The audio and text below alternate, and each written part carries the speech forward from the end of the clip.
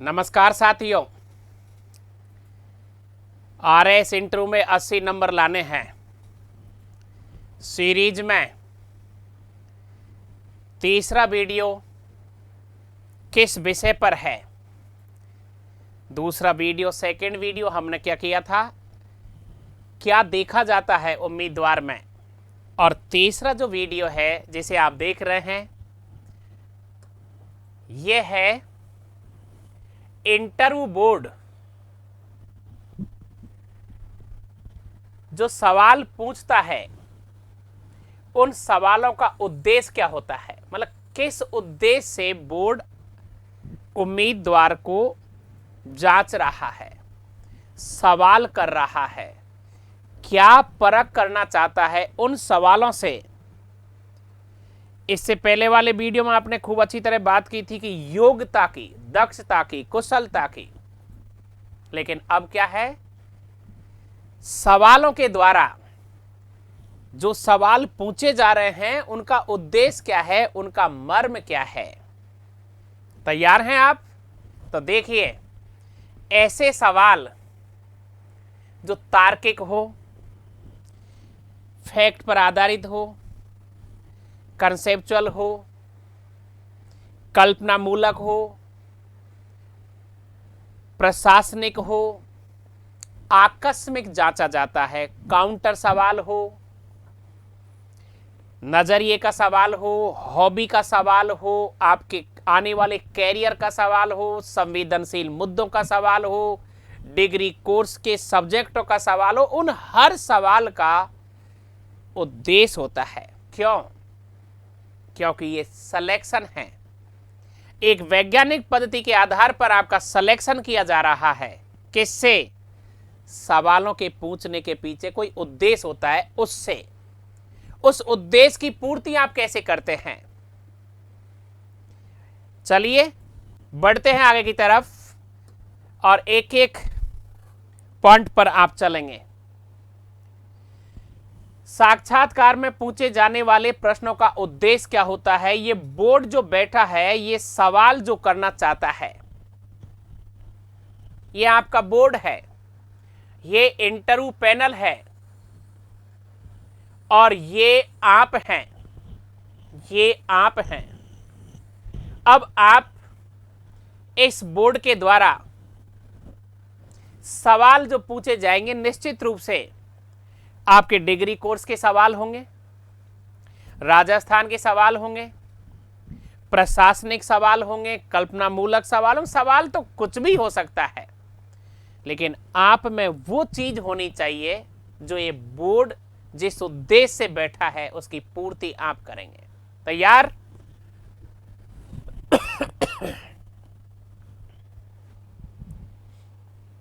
तो देखिए, अनेकों बार बहुत सारे उम्मीदवारों का बौद्धिक स्तर जांचा जाता है।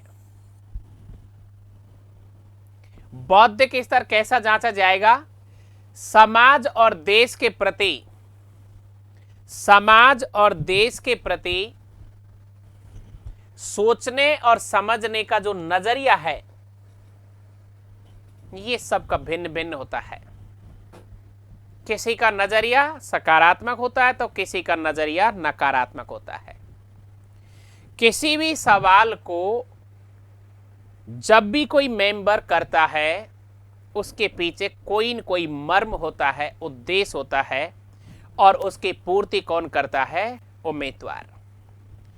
सामान्य सवाल है, महंगाई बढ़ रही है, आपने रटे रटाई बात बोल दी, कोई मतलब नहीं निकला।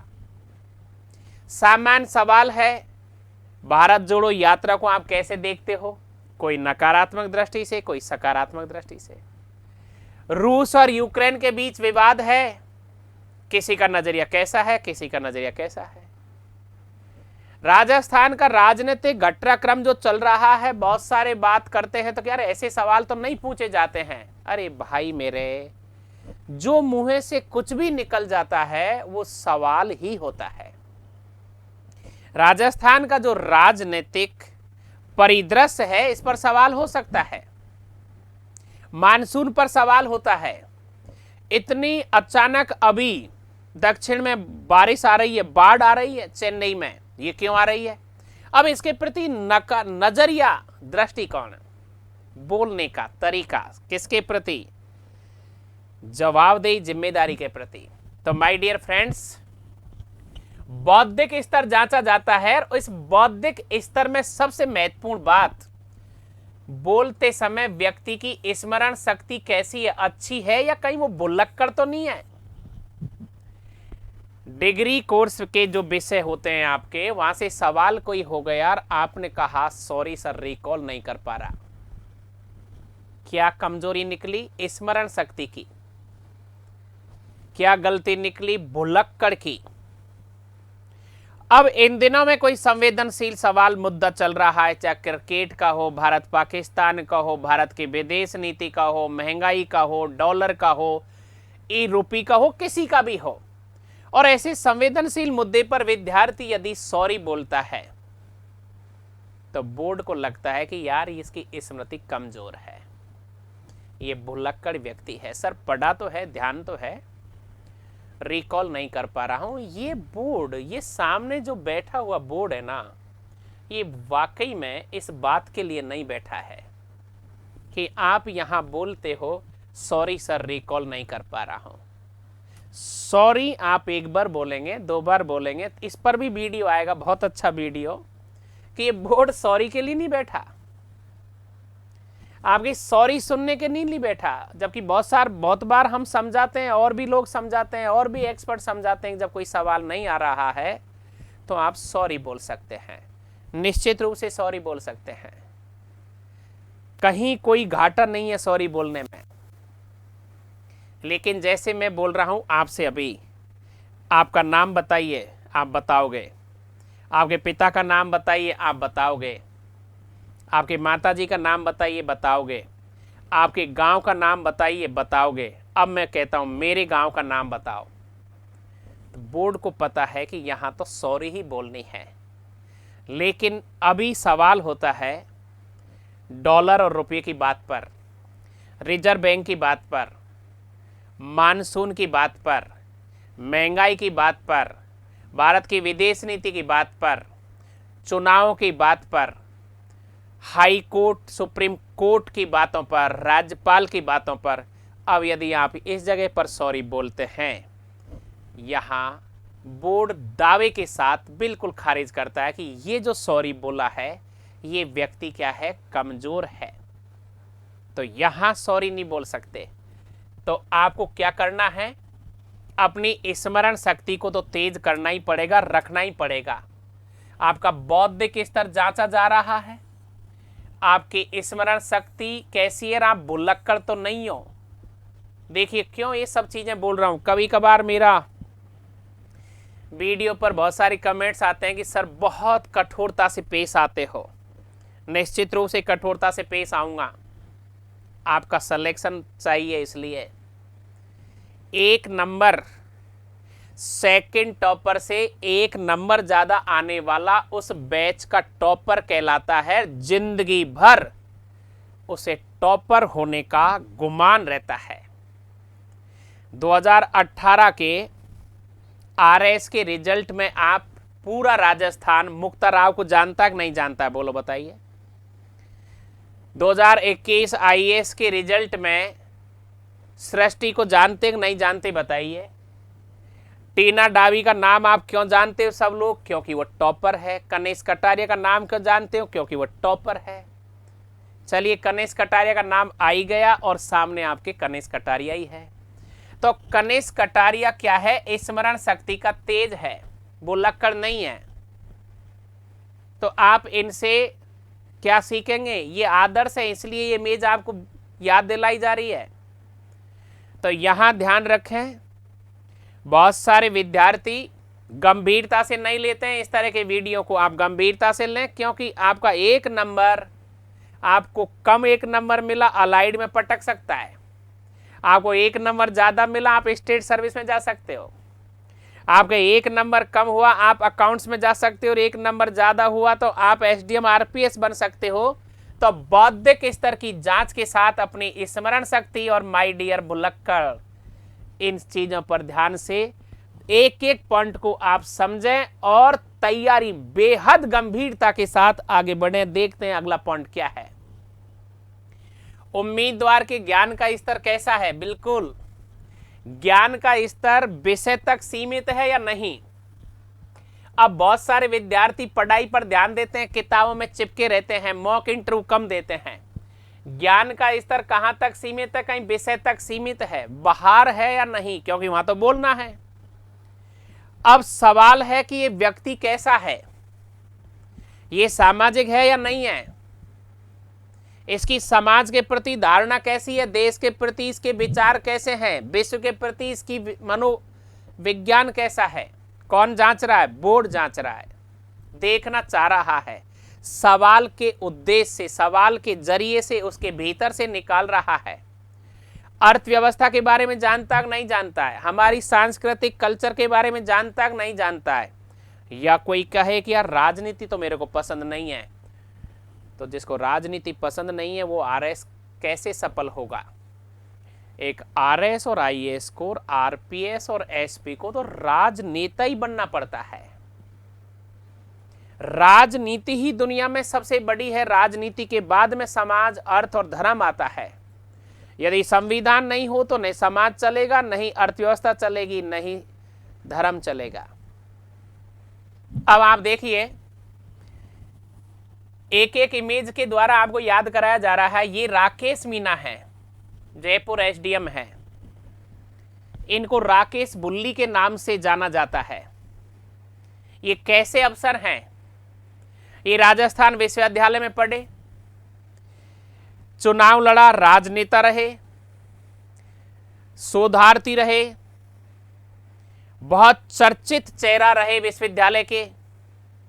लेकिन आज जयपुर का एसडीएम होने का मतलब है कि ये कैसे हैं? इनका विषय ज्ञान जो है वो तो था, लेकिन इनका ज्ञान कैसा है? बाहरी ज्ञान है। सामाजिक, आर्थिक, धार्मिक और राजनीतिक और सांस्कृतिक और व्यवहारिक दृष्टि से ये कुशल हैं, जब ही तो जयपुर एसडीएम हैं। तो इंटरव्यू लेने वाले जितने भी एक्सपर्ट और मेंबर हैं, उनके सवालों का उद्देश्य है कि ये सामने जो विद्यार्थी है, कैंडिडेट है, इसका समाज के प्रति रवैया कैसा है, महिलाओं के प्रति विचार कैसे हैं, बच्चों के प्रति इनके विचार कैसे हैं, धर्म के प्रति ये कुंठा से तो ग्रसित नहीं है, ये अमीरी और गरीबी को कैसे देखता है। ये सवाल का उद्देश्य होता है। इस उद्देश्य की पूर्ति यदि आपने कर दी तो आप भी इस तरह से एसडीएम बनोगे। अगला पॉइंट देखिए,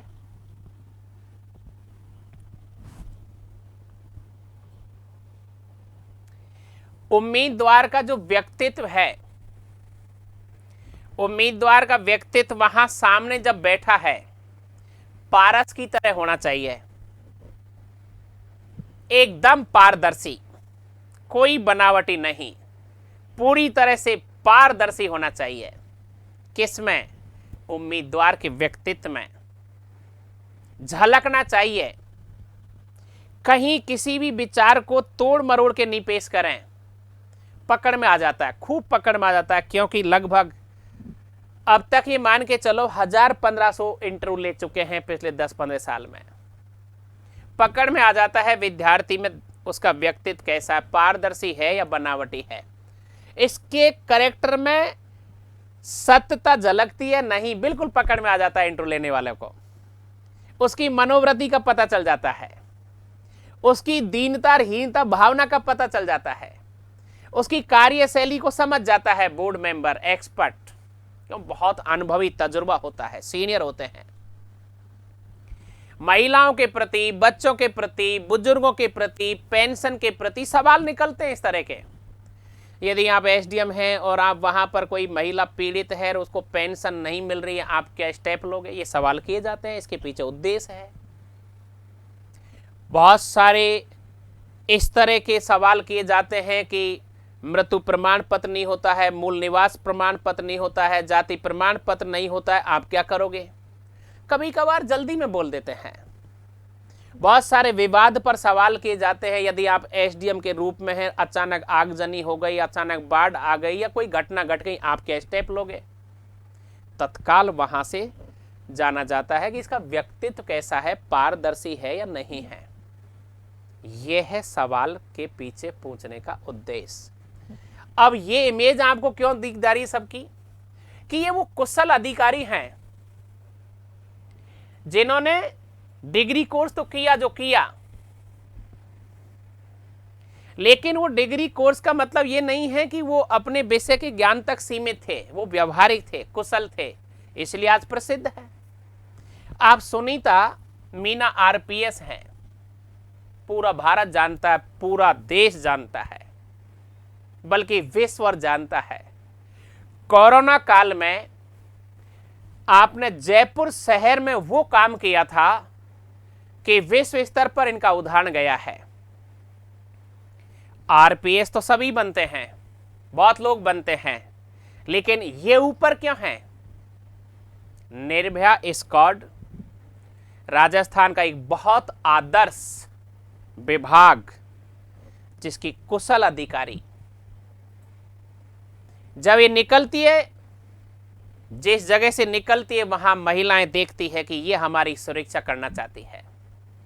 कितना विश्वास होता है जनता को आपके प्रति, तो आप ऐसे अधिकारी बने, ये भावना आप विकसित करेंगे।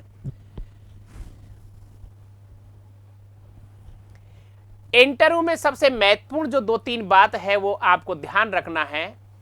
बॉडी लैंग्वेज पर तो आपको रखना ही है, ये तो कोई डाउट ही नहीं है। वाक चातुर्य एक ऐसा पॉइंट है माय डियर कि आपकी वाणी में आना ही चाहिए। सवाल कभी कभार क्या है कि लगातार 3-4 हम करते हैं और नहीं आ रहा है, सॉरी सॉरी सॉरी, लेकिन सामने वाला कैंडिडेट वाक चातुर्य में प्रवीण है, दक्ष है, तो घुमा देता है। मैं उदाहरण दे रहा हूं आपको।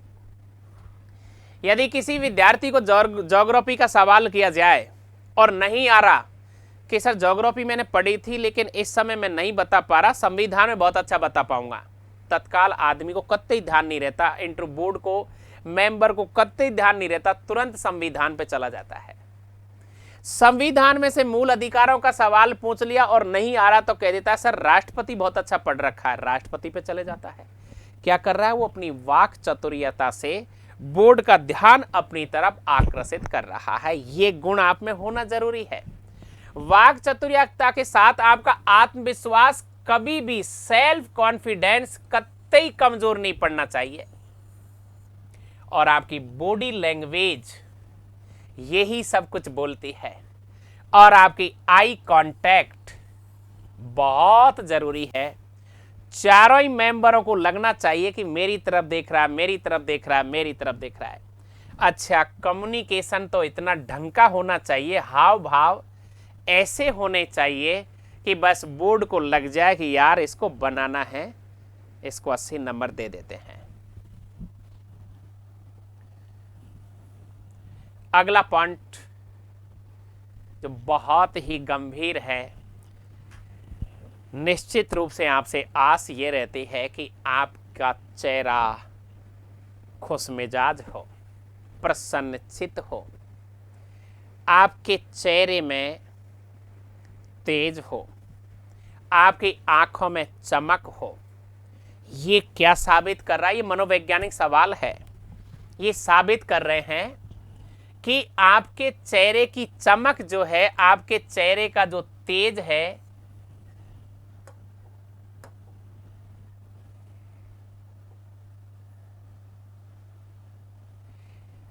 आपके चेहरे में क्या चाहिए? मुस्कुराहट। आपकी आंखों में बहुत शानदार चमक और आपके चेहरे का तेज, ये बोर्ड को प्रभावित करता है कि यार ये जो कैंडिडेट है ना, ये आत्मविश्वास से पूरी तरह से भरा हुआ है, इसका चेहरा चमक रहा है, दमक रहा है, इसकी आंखों में वो तेज है, इसकी आंखों में तेज है, चमक है, और अपने आप मुस्कुराहट फेंक रहा है। मुस्कुराहट आती नहीं है। हम बहुत बार पढ़ाते हैं मुस्कुराइए, मुस्कुराहट आएगी कहाँ से? जब कॉन्फिडेंस नहीं होगा तब मुस्कुराहट कहाँ से आएगी?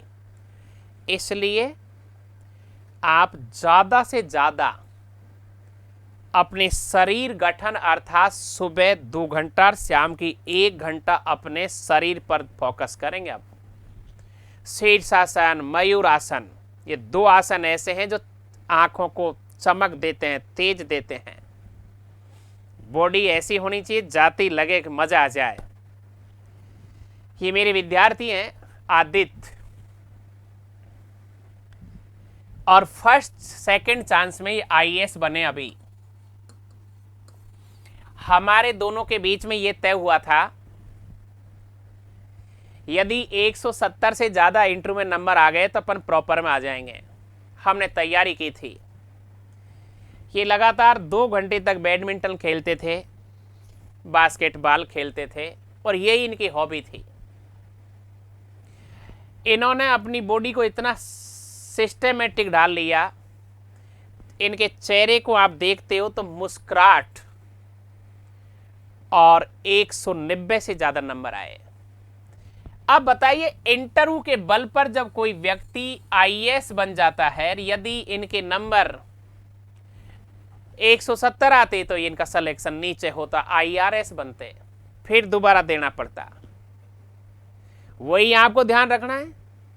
यदि आप इंटरव्यू में 75 से 80 नंबर ले आते हैं तो आप प्रॉपर में आ रहे हैं। आपका यदि मेंस एग्जाम ठीक है तो बिल्कुल नहीं घबराएं।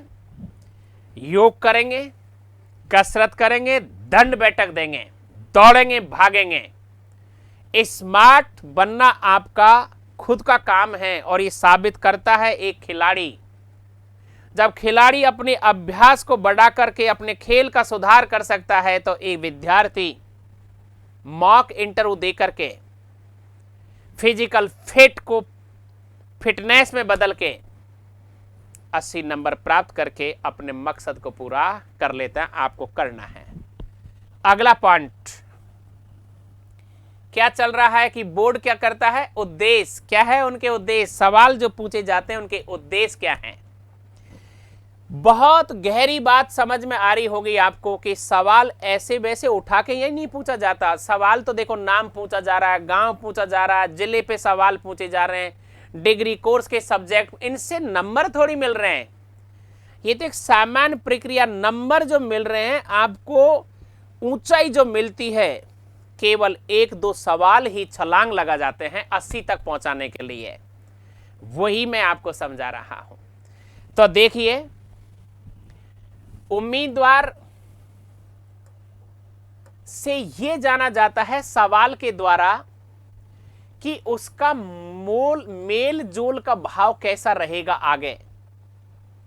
मतलब सवालों के माध्यम से उस व्यक्ति के स्वभाव की परख की जाती है।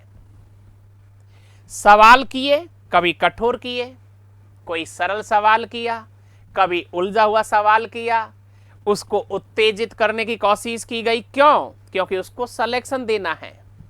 बोर्ड जब जिस विद्यार्थी का सिलेक्शन देना चाहता है, उसे 80 नंबर देना चाहता है, उसे इतना प्रताड़ित करने की कोशिश करता है। काउंटर सवाल, काउंटर पर काउंटर सवाल, ऐसे सवाल जो हक्का बक्का रह जाए विद्यार्थी या उम्मीदवार सामने से। लेकिन वो कैसा होना चाहिए, उसका स्वभाव सरल, हर सवाल को वो ऐसे तरीके से जवाब दें, हर सवाल का ऐसे तरीके से जवाब दें कि बोर्ड खुश हो जाए। उसके स्वभाव की ये जांच की जाती है माय डियर फ्रेंड्स। तो आपने देखा इंटरव्यू में उम्मीदवार से का क्या देखा जाता है, पहले वाले वीडियो में बहुत विस्तार से मैंने बताया था। और ये तीसरा जो वीडियो में मैंने आपको बताया है कि बोर्ड इंटरव्यू में जो सवाल करता है, हर सवाल के पीछे कोई न कोई उद्देश्य होता है। सवाल बहुत बार किए जाते हैं। चलिए बताइए, आप किसको महान मानते हो, अकबर को मानते हो या महाराणा प्रताप को मानते हो? आप शिवाजी को महान मानते हो या महाराणा प्रताप को मानते हो?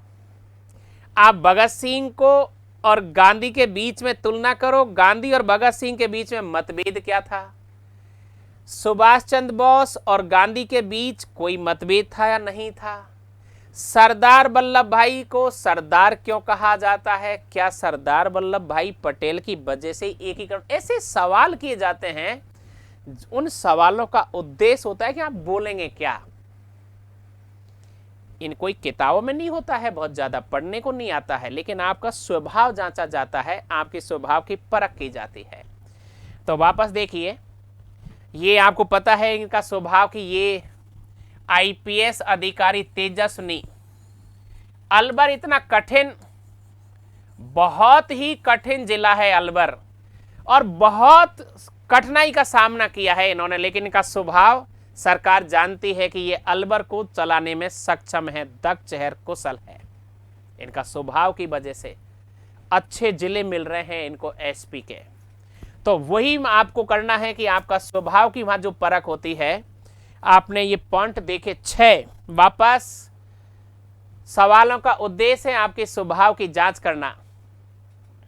सवालों का उद्देश्य है आपके चेहरे की चमक और आंखों का तेज को देखना।